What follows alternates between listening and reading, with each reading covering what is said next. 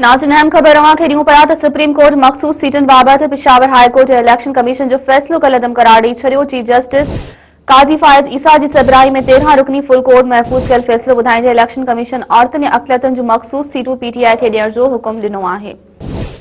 Supreme court पंहिंजे फ़ैसिले में election commission जो पीटीआई खे मख़सूस सीटूं न ॾियण वारो फ़ैसिलो गैर आइनी करार ॾींदे चयो त पाकिस्तान तहरीक इंसाफ़ हिकु सियासी पार्टी हुई ऐं आहे।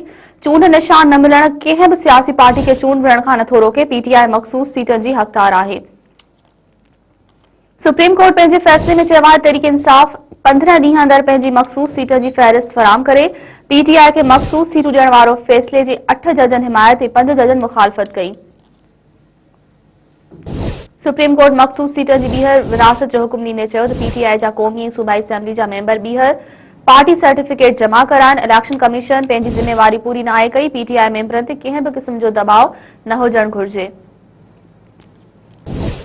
नाज़रीन ब्यूरो ॿीहर अहम ख़बर अवांखे ॾियूं पिया त सुप्रीम कोर्ट मख़सूस सीटुनि बाबति Peshawar high court election commission जो फ़ैसिलो कलअदम करार ॾेई छॾियो आहे। चीफ जस्टिस काज़ी फ़ाइज़ ईसा जी सरबराही में 13 रुकनी फुल कोर्ट महफ़ूज़ कयल फ़ैसिलो ॿुधाईंदे इलेक्शन कमीशन औरतुनि ऐं अक़लियतुनि जूं मख़सूस सीटूं पीटीआई खे ॾियण जो हुकुम ॾिनो आहे। सुप्रीम कोर्ट पंहिंजे फ़ैसिले में इलेक्शन कमीशन जो पीटीआई खे मख़सूस सीटूं न ॾियण वारो फ़ैसिलो गैर आइनी करार ॾींदे चयो त पाकिस्तान तहरीक इंसाफ़ हिकु सियासी पार्टी हुई ऐं आहे। चूंड निशान न मिलण कंहिं बि सियासी पार्टी खे चूंड विढ़ण खां नथो रोके। पीटीआई मख़सूस सीटनि जी हक़दार आहे। सुप्रीम कोर्ट पंहिंजे फ़ैसिले में चयो आहे तहरीक इंसाफ़ 15 ॾींहं अंदरि पंहिंजी मख़सूस सीटनि जी फ़हरिस्त जारी करे। पीटीआई खे मख़सूस सीटूं ॾियण वारे फ़ैसिले जी 8 जजनि हिमायत ऐं 5 जजनि मुख़ालफ़त कई। सुप्रीम कोर्ट मख़सूस सीटनि जी ॿीहर विरासत जो हुकुम ॾींदे चयो त पीटीआई जा क़ौमी ऐं सूबाई असेंबली जा मेंबर ॿीहर पार्टी सर्टिफिकेट जमा कराइनि।